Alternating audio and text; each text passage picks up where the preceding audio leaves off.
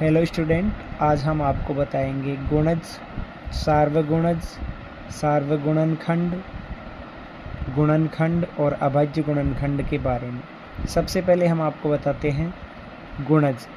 तो किसी भी संख्या को पूर्ण संख्या, और पूर्ण संख्या में हम 0 को छोड़ देंगे, से गुणा करने पर प्राप्त संख्याएं गुणज कहलाते हैं। जैसे हमें मान लीजिए 5 का गुणज ज्ञात करना है, तो हम 5 को एक बार 1 से गुणा करेंगे, फिर 5 को 2 से, 5 को 3 से, 5 को 4 से, और इसी तरीके से आगे भी कर सकते हैं।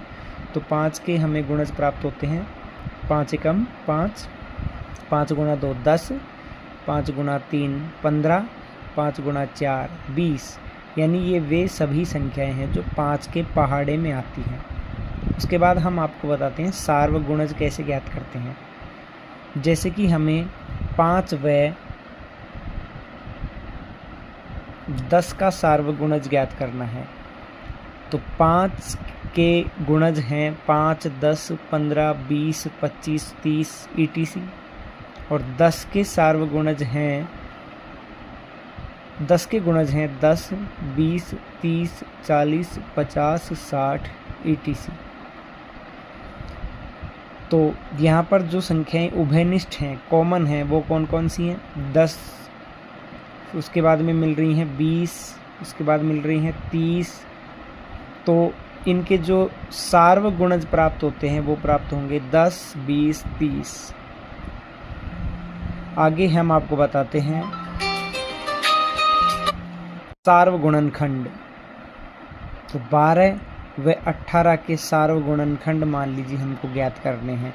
तो सबसे पहले हम वह संख्याएं लिखेंगे जिनके पहाड़े में 12 आता है, अर्थात जिनका पूर्ण गुणज 12 होता है। तो एक के पहाड़े में 12 आता है, 1 का पूर्ण गुणज है 12।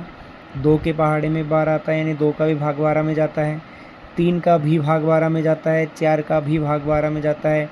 उसके बाद 6 का भाग 12 में जाता है, और उसके बाद 12 से 12 विभाजित हो जाता है।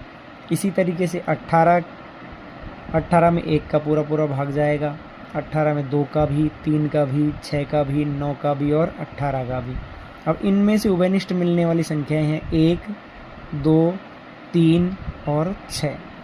तो 12 व 18 के सार्वगुणनखंड कौन कौन से हो गए? 1, 2, 3 और 6।